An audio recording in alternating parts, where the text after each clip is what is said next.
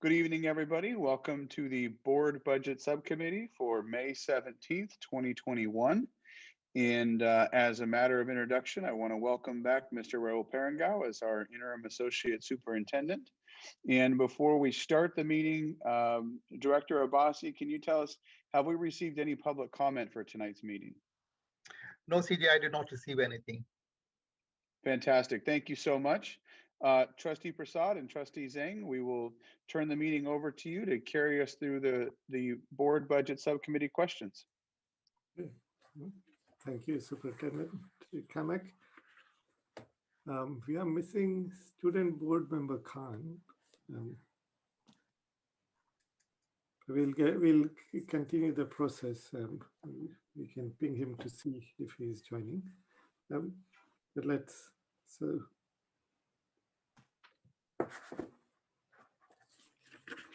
let's walk through. Trustee Zhang, you have any questions on the consent calendar, section 10? Section 10. I only remember the one I had questions. So let's go to the section 11. The second reading of the instruction materials. So we had our questions answered last time during the first reading. Mm-hmm.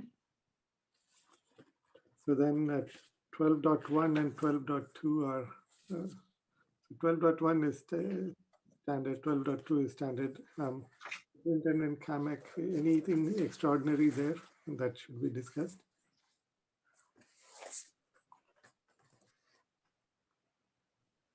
Sorry about that delay. I had to come off of mute. No, nothing that I'm seeing in the payroll warrants in terms of the purchase order.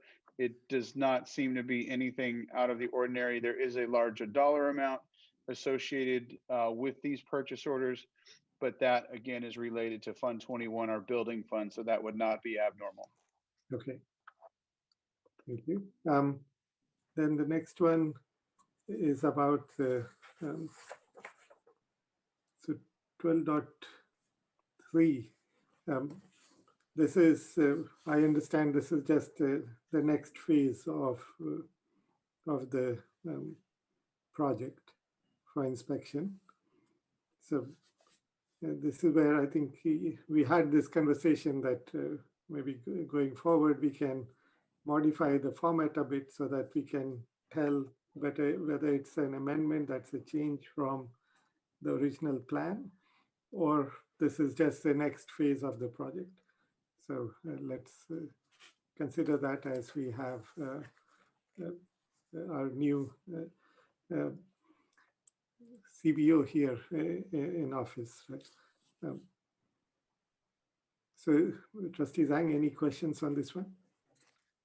I don't have questions. I think this is just a small amendment for the inspection agreement. Correct. It's not just an amendment from as a change in the plan, right? This is inspection for the next phase of the project. So that's what when this thing comes to us in this format, it's a bit confusing whether it is actually a change in plan or this is just the next phase. So yeah, it's true. It's true. It's very hard because sometimes I feel like I'm getting all the orders all the time, and I don't know whether it's a change of order or it's something new. Correct. So that's why. So I've requested Superintendent Kamek to take a look into this to see if we can have a little more clarity in the summary itself, so we don't have to ask as many questions. So the next two are also similar Glankler next phases. So I don't have any specific questions on those. Yeah, me either. CMP environment.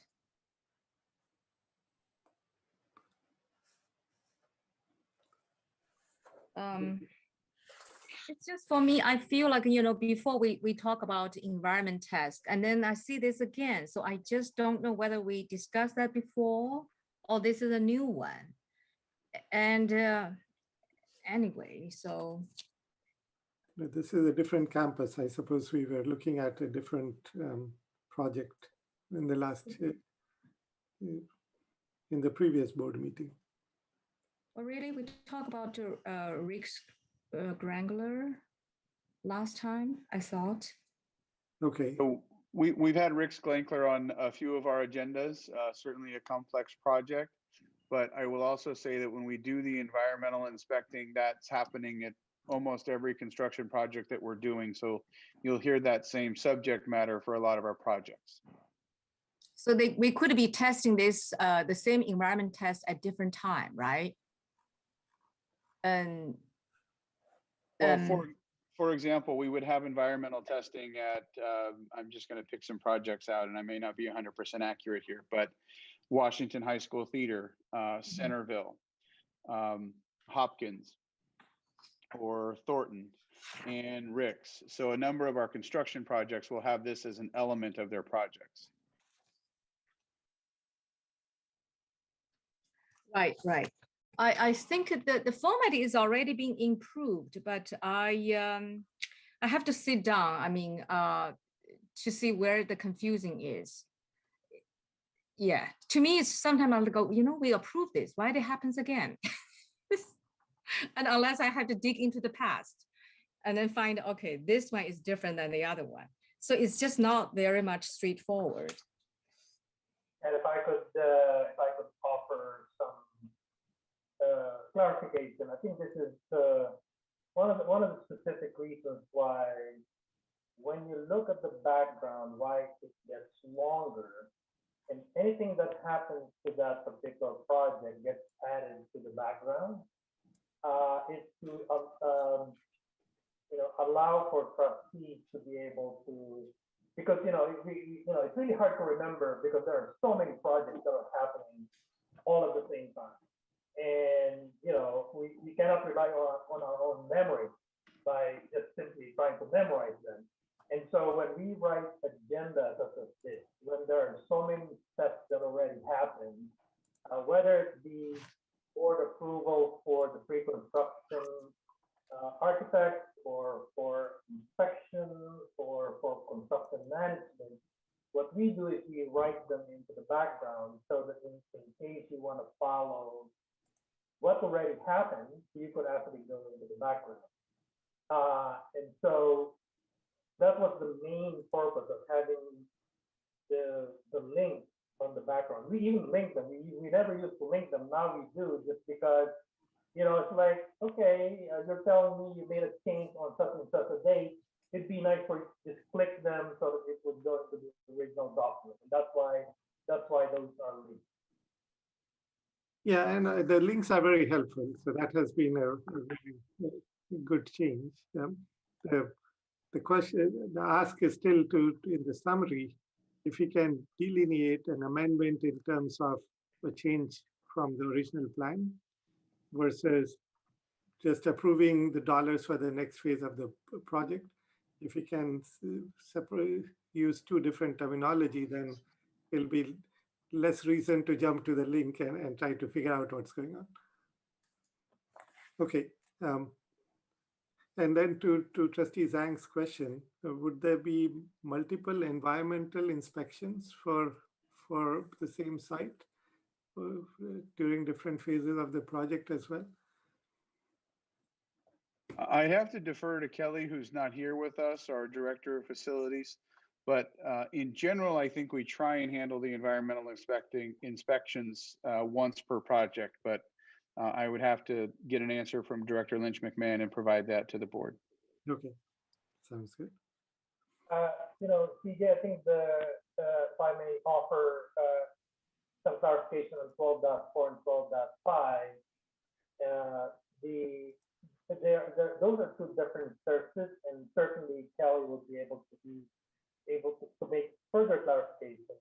12.4 is for site abatement, and 12.5 is for site selective demolition. It happens to be the same company, but two different types of service. One is for abatement and one is for demolition. Sure. Yeah, no, we get that. So thanks for that clarification. Mhm. So anyway, I think these are again standard part of the project. If we can get some any other details that Kelly may want to offer, let's get that. Then moving on to the next one. This is the 12.6. So this is architect selection. Now, so any question, Trustee Zhang, on this one? No, I don't have question. Okay. No. Okay, so then and this one it seems like we've picked something that's a highest score and the lowest cost. So this is probably the best case scenario for us. Right, yeah. Then moving to section 13.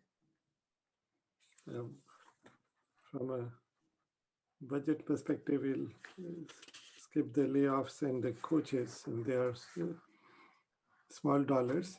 And 13.5, personnel commission.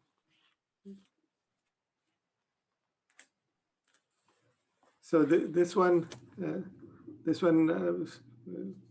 Superintendent Kamek, will be good to educate the public on the purpose of this specific line item. Yeah, I'd be happy to give a quick background. So not all school districts are what we call merit districts, but Fremont Unified is a merit district. And when you describe a merit district, you're describing the way the classified personnel operations are structured. And in Fremont Unified, we have a merit district. And when you have that type of a district, you have to have a personnel commission. And that commission oversees the entire classified recruitment and employment process. And it's actually outlined in the education code. And so we have classified staff that work directly under the personnel commission.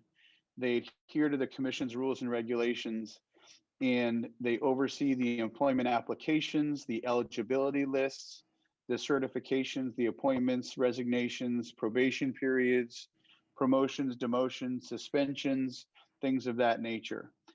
What is important to note here is this is the personnel commission as it stands. If you look at the total budget implication here of over $700,000, that is not a group of employees that only serve as the personnel commission. We would have the same total personnel costs, even if we didn't have a personnel commission. So all of these people are working full-time for the district all day long, doing a number of different tasks within our HR division. But we are obligated to report the annual budget for its own office staff, and we have to submit that. So that's why we have this annual budget process, but all of the employees associated with the commission are already our employees, and they're doing full-time day-to-day work for us as well. Okay, that's actually a good clarification, right? That this is not an overhead. This is, and I mean, to me, anything that is merit-based is good. So having an objective process there is good as well. So if you have to pay $750,000 for that, then we have to see if the priorities are right or not. But with that clarification, then we only have some partial effort from these people, this team, to administer this program. Then I'm good with that. Trustee Zhang, Correct. any other questions? Your question is they are doing other jobs, and on top of that, they also belong to this committee. But then, I mean, when we have this, when we report the expense, and what is the purpose of that? Am I right asking the? So the reason we report the expense is because the education code requires that we report annually to the county office the budget for our personnel commission. And so that's why we report that. And I don't know, perhaps Mr. Parengao, if you have any insight from your county office time as to those reporting or how many districts in Alameda County operate as merit districts. Yeah, there are very few districts in Alameda who are considered merit school district. The county office itself is a merit county office, but there are a few of them. Now, at the risk of derailing the discussion, so what is the downside to not being a merit district, or how do we choose whether we want to be a merit district or not? Yeah, that is my question as well. Well, I don't know, there's probably pros and cons for both. Most districts made the decision long ago about which one they would be. And the change is usually something that people approach cautiously.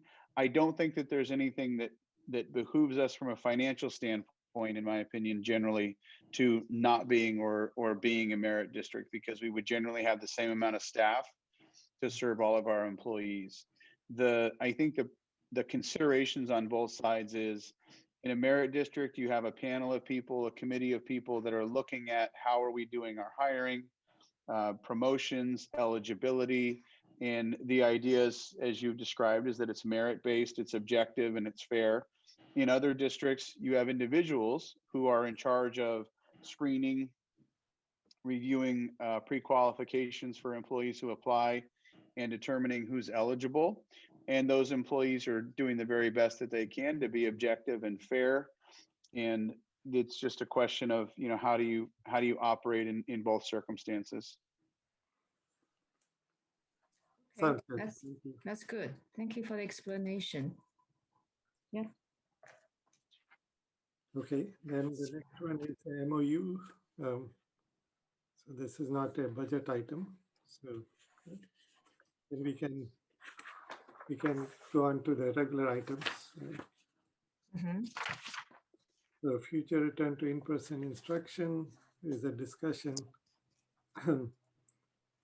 Now, 16.2, Superintendent Kamak, this will be a presentation, right? Yes, and for our audience who may be watching, we just updated our presentation today.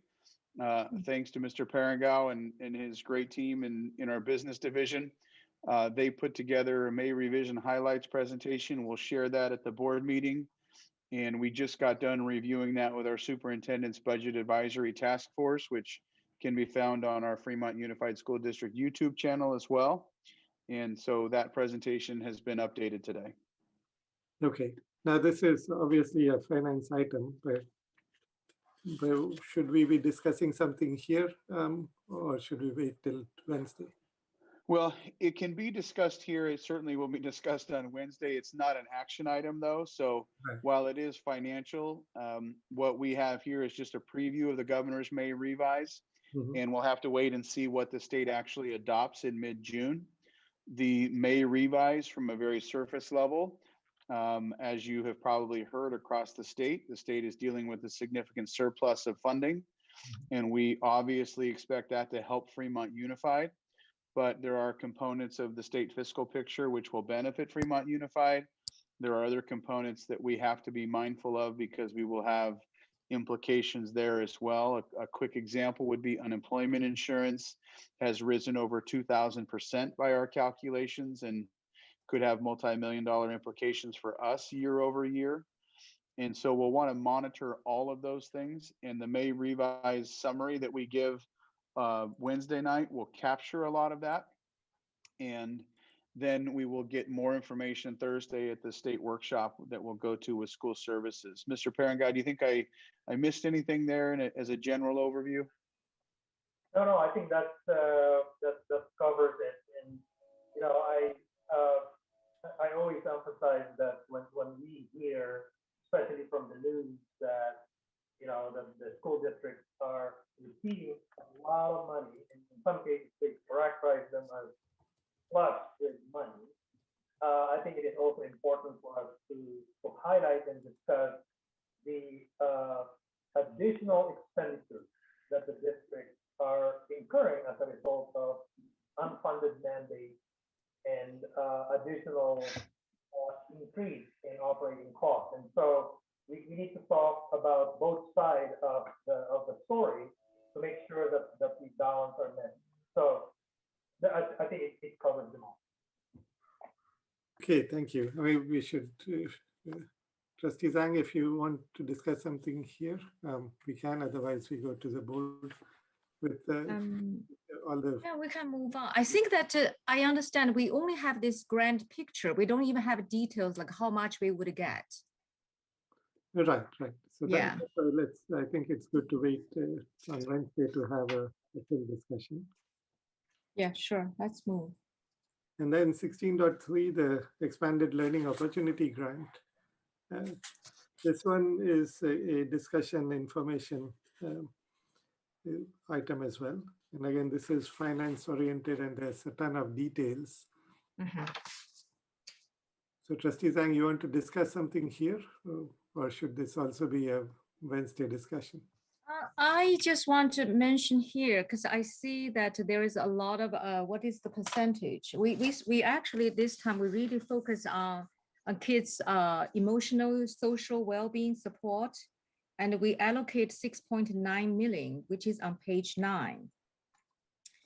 And I just want to tell our staff and don't forget about, regular students as well. Because we keep on getting emails, let's say, for example, Irvington High School, and we could not offer them the second math or science. And we really should look into that. That is a basic, other school has offered, which is a basic requirement and from Irvington High School. And they don't offer the second math or science in junior and senior, unlike other high schools. So I would like to, our school district to look into that to see whether we can implement that for next year. Yeah, I think that social well-being has been taken care of here. That's my only comment.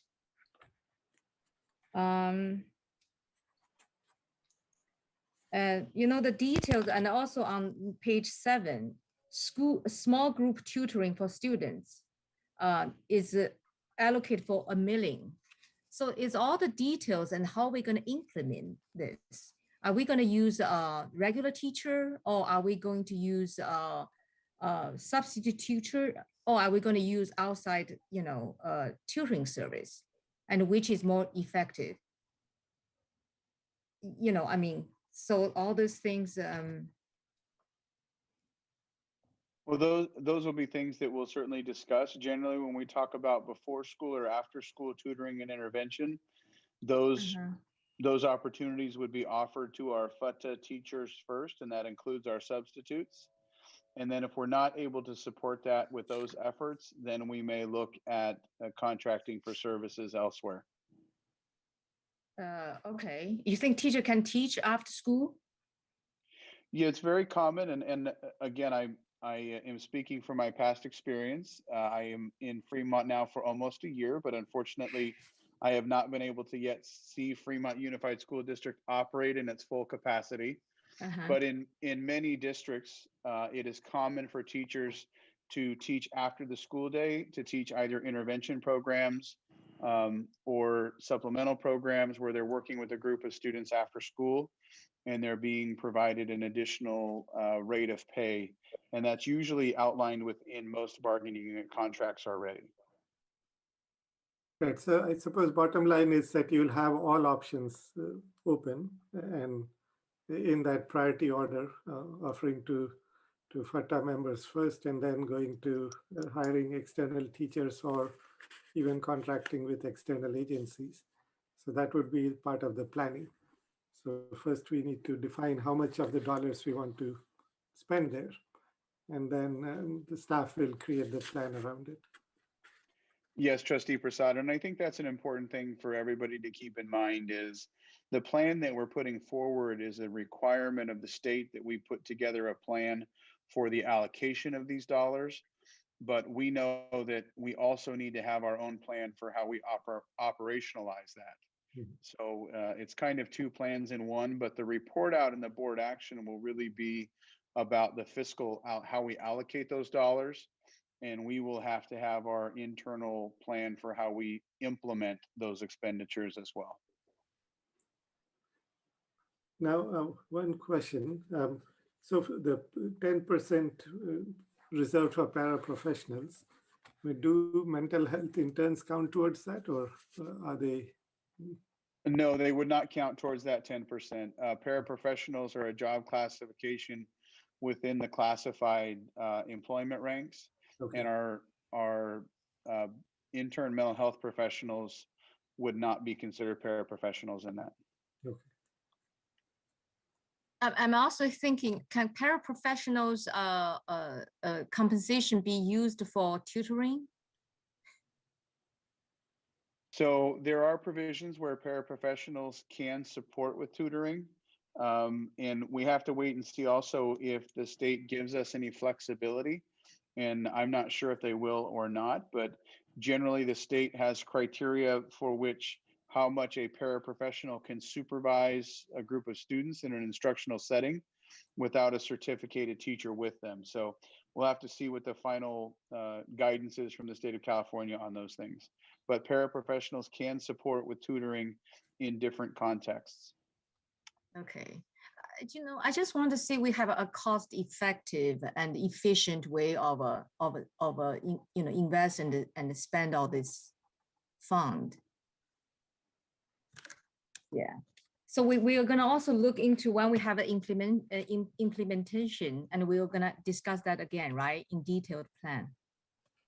Well, we have this as an agenda item on Wednesday, and then we have a special meeting as well regarding the expanded learning opportunity grant. So we can review the implementation of some of these things at that time as well, if there are questions and concerns from the board. Okay. Okay. Well, it's as I look at the options that the staff has put together, it is fairly comprehensive. And I suppose on Wednesday we can discuss some of the gaps, or as a board, if you want to put some attention or more attention in one or the other place. Mhm. The level of detail that I saw is actually fairly impressive. So thank you. Then moving on to the SRO program. Now, this one is an action item. So here the choices are to fund at the 50% level, which is approved ask, and then there would be at least 200 to 300,000 additional services for things that Fremont PD was covering, and that can bring the cost to something like 750K. And the new cost for a full SRO program is 913K. So it seems that the difference of somewhere between 75K to or so can get us 3 additional officers for a full SRO program instead of the new what are we calling it? The new smaller The school liaison officer yes, program. liaison officer. Yes, thank you. So so we are getting a lot of feedback from the community. I suppose we'll take all of that into account and then have a discussion on Wednesday. Trustee Zhang, any questions? No, I think that from the fiscal perspective, I mean, it just makes sense to get the full program. And I guess we have to wait till Wednesday to see what the whole board's, directions. Sounds good. And also, I read the emails that there is high crimes against, Asian, and also, several days ago, we have a crime right in front of Irvington High School. It's right in the daytime. So the parents want more this police officers than less. So just feedback from the community. Yeah, there's fairly high activity on feedback on this item this time, given the incidents that we are seeing around us. Then moving on to the indoor facility use and rental. So this one, I suppose we are going to discuss when and how to open for indoor facility rental here, right? So the dollar amount that we have, $1.1 million, is that for a school year from September to June, or September to August? What time frame is covered in this? Probably, I believe those are fiscal year, right? July 1 to June 30th. The total dollar revenue that we have on the agenda represents revenue from July 1 to June 30th. Correct? Yes. Okay. And Trustee Zhang, you've expressed interest in opening up even in June of this year, right? In summer. So Yeah. will that be discussed as part of this agenda item? Yes, that's what this agenda item is for, is the prior board direction had been to keep our facilities closed. And I believe we made that decision back in February. And we had a request from trustees to consider reopening our facilities this summer for rental by external groups and community groups. And so based on a board request, we're bringing that forward for board consideration and discussion if we would want to begin reopening our facility rentals indoors this summer. We are currently still renting outdoor facility space. So this would be a change to begin renting indoor facility space as well. Right, right. So my question was that our current decision says we'll start in fall, right? So how much of this 1.1 million would we lose if we start in fall versus start in summer? I believe, go ahead, Robbie. I think the question was, how much revenue would we possibly generate during a summertime, the summer months? And if I remember, I think that number was around 350,000. Is that right? Yes. Okay, so that's a significant amount of dollars, right? And now, what do we have county guidance on this yet, or is that changing? Well, I think that's all going to be subject to change, like everything else that we've seen. Right now, the county guidance, I don't think there's anything that prohibits us from renting our facilities, but we are bound by the same rules and regulations that would govern our activities. So we would be limited on capacity. If, for example, we were renting a gymnasium and we were in the orange tier, I think our capacity would need to be 33% or lower. And so we're going to be held to those guidelines. What we'll have to wait and see what happens is on June 15th, we expect all of the guidance that's been assigned thus far through the tiered system of the state. We expect that to go away formally, but we also expect that schools will get additional guidance that is provided to us. So we'll have to see what the new guidance and the old guidance, what the discrepancies are. So right now we're following the same guidance that let me rephrase that. We're under the same guidance that we're kind of using for our own operations. Sounds good. And I suppose it's already sort of second half of May, and for any third party to build a program around this, they would need to know ASAP in order to plan and execute on a plan to rent our facilities.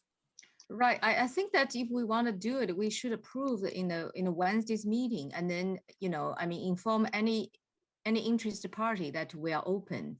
I actually contacted Galileo, and they said they were initially interested in Fremont, and they already found another school, so they are not going to use our facility anymore.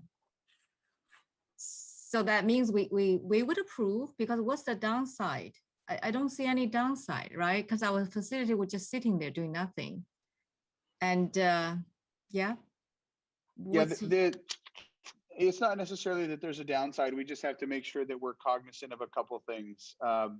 One, we have to make sure that the construction that may be happening at a school site, that we're not interfering or overlapping with that. And then making sure that when we are renting a facility, it's going to be a much more comprehensive process for cleaning and sanitizing. And so that'll be a little bit different than our normal scope. But those aren't necessarily downsides. They're just things that we have to consider. And we have construction and facility work that happens across the district every summer. And so that's just something that we always have to orchestrate. Okay, but then we just focus on the activity. We open the facility which doesn't have construction, right? We have many school campus which do not have. Yes, well, there's always going to be summer maintenance work. And I don't know, Raul, if you have other insight in terms of some of the summer work, but we have rented facilities historically during the summer as well. So this is kind of a shift, just moving away from the precautions that we initially took in the pandemic. Yeah, so in the agenda, we listed down several criteria for the board to consider as you are discussing this agenda. And one of the things that that we included on it is the time of preparation by our teachers and by our staff when they are preparing the classroom for the fall reopening, and making sure that we give them enough time to be able to do that. Well, the other part is that there are some activities, small activities that are happening at the school site, and like CJ said, that depending on the on the new guidelines, or if there's any new guidelines that we need to follow, we want to make sure that that we're not adding additional volume of bodies and people in the campus to keep our students and our staff safe. And so those are some of the criteria that we identified. There may be others, but we just would like to be able to offer that to the board as a criteria for your discussion. Sounds good. Then let's see, moving on to the next item, the public hearing. There's no fiscal impact here, right? We already approved the pilot for solar. So then moving on to the next item, this is Rick's Glankler, the modernization project. So I know Kelly is not here, but I mean, this one seems like we have picked the lowest bid.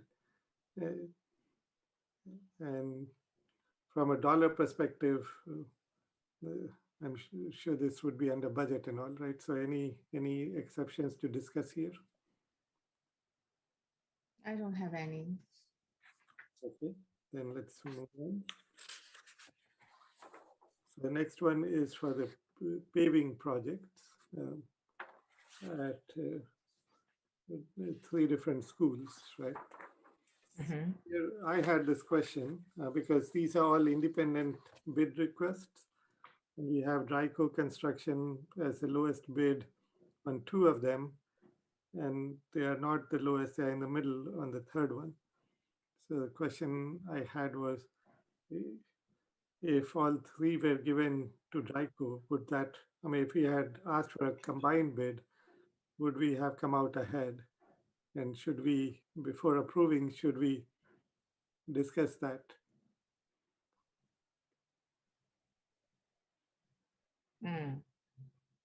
Thanks, Trustee Prasad, for asking that question. And I apologize that Director Lynch McMahon is not with us this evening.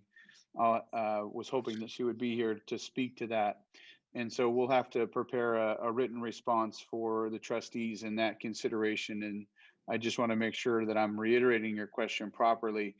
In the 3 projects that are listed, one for Hirsch, one for Millard, and one for Irvington, in the Hirsch and Millard bid, Dryco Construction came in as the lowest and was awarded both of those contracts respectively. And in the 3rd project, Irvington, Dryco came in the middle of the pack and was not awarded that contract. And you're asking if we had bid all of these projects together, would we have identified a savings for the district by doing the bidding that way?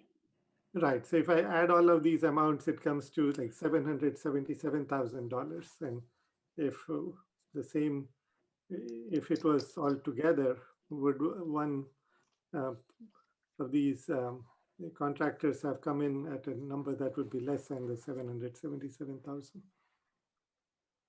Right. Yeah, that's a good point. And we will check them out and provide some written response. Okay, sounds good. And then 16.9, this is for Lathrop Construction at Hopkins. So again, this one looks like just the next phase, so nothing special here.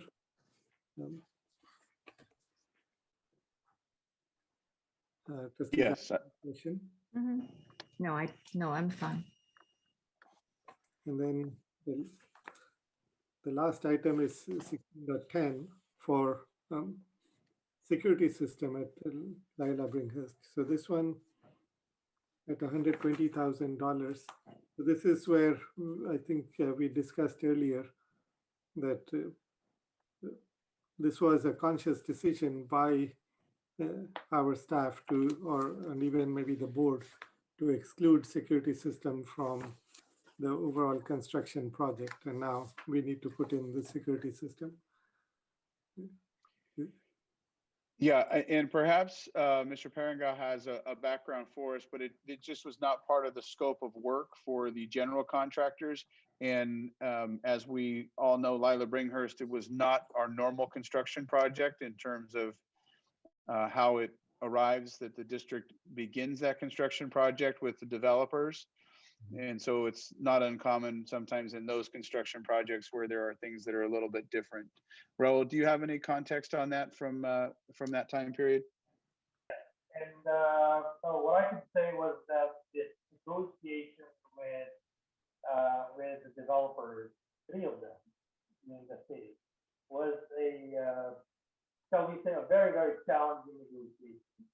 And we are very fortunate that we were able to negotiate at the level we are in right now. And so this was not a myth, but rather part of a very conscious negotiation with the developers. And so in order for us to be able to go through and get the approval from all the parties, sometimes we have to give and take. Okay, that makes sense. So, and now 120,000, is that, what all does this cover? Will there be video monitoring there as well as part of this? My understanding is that this does not include CCTV, but simply just the alarm system, the monitoring of the alarm system. Okay, but there are no CCTV here. That's my understanding, but we can certainly verify that. Now, in general, are we moving in a direction to put CCTVs at schools? So how many, do we have those at any of our campuses yet? I don't recall that we have been including them in our existing construction plan. And I don't know exactly at this point how many of our facilities have CCTV. What I know is that the cost associated with including them is quite costly. in the old days, unlike now, right now you could actually get CCTV and done wireless, and you don't need to run a lot of wires. It used to be that in order to implement CCTV, you have to run a lot of wires behind the wall, and it gets very, very expensive. So, but my understanding at this time is most of our construction doesn't have that. Now, I Okay. mean, from a policy perspective, are we okay with putting CCTVs on campus? Is there any policy implication to that before we even think about putting those in? There may be. I would have to go and look at what our current board policies and administrative regulations are around that. I have not had the opportunity to review that, but oftentimes districts will have standing board policy and administrative regulations regarding camera use or video recording. So I'd have to go do an analysis of that. Okay. The 120K is not a small amount, right? So I'd like to understand some more as to the breakdown and if policy allows for CCTV and like Mr. Parangao said, it's not with wireless capability, it may not be as expensive anymore to install or as intrusive to the campus to install. I'd like to get some analysis of that. And also we have bring this up to this this campus is because it's new. We want to protect the facility, and we do not have any security system on other campuses. I believe we have alarm systems on all of our campuses in different scopes, but this is just one that wasn't part of the general work when this project was completed. So it's something that we're doing after the fact. Okay. Okay. Okay, well, that was the last item, and we still have 11 minutes to go. So we did anything else before we close? Well, anything else from our former Raul, our new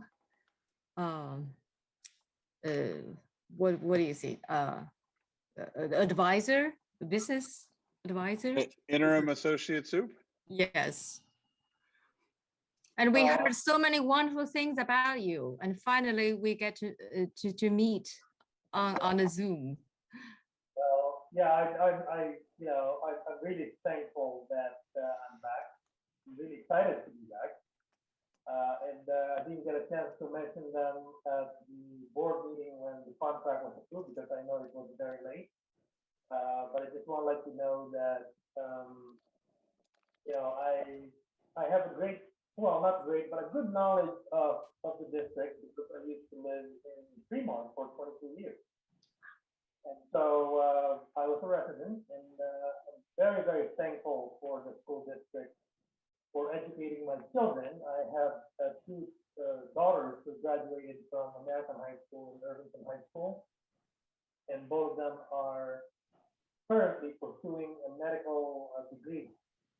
Both of them are, one is going to be a medical doctor, and the other one would be graduating next week as a nursing student. So a much needed profession. So just very thankful.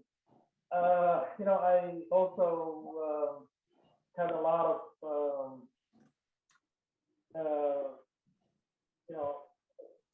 time that I spent negotiating some of the deals with some of the developers and also the city. And so just very thankful to be back and actually help the district. As I mentioned, the other group, Fremont has a special place in my heart. And so when TJ contacted me, I really think twice. So thank you for considering it. Welcome back. So wondering that how many years have you been away? I was away for 2 years, a little over 2 years. During that time, I never lose sight of Fremont. I was at the Alameda County Office of Education up until September of 2021. And I've been following all the things that are happening in 3 months because that was part of my capacity as the oversight. But for the last 6 months, I was retired and I moved to Washington State. So currently I live in Washington. And even for the last 6 months that I was retired, I've been following what's happening. So watching board meetings when I get bored. But I just wanna stay apprised of what is going on, just because like I said, I love Fremont. So Yeah, I have to say that following Fremont after retirement requires connection to the city. Watching board meetings when you're bored, that's a different level of commitment. So it's good to have you back here, and I'm sure the asks we'll have. We have enormous challenges that we need to overcome, and our asks will be significant on where we want to get to. So let's plan together and get us to a stronger place in fiscal solvency. yeah, my commitment is to make myself available to both of you and also to all the other board members. If you have any questions, I mean, I may not have all the answers, but I'm someone who would try to find an answer for you. Sounds Thank good. you. We'll take upon that your offer and make really good use of your time here with us. Yes, and I'm here for it. So yeah. All Happy to right. follow that. Okay, very All good. right. So then with that, we can adjourn here. Thank you, everyone. Thank you. Bye-bye. Bye-bye.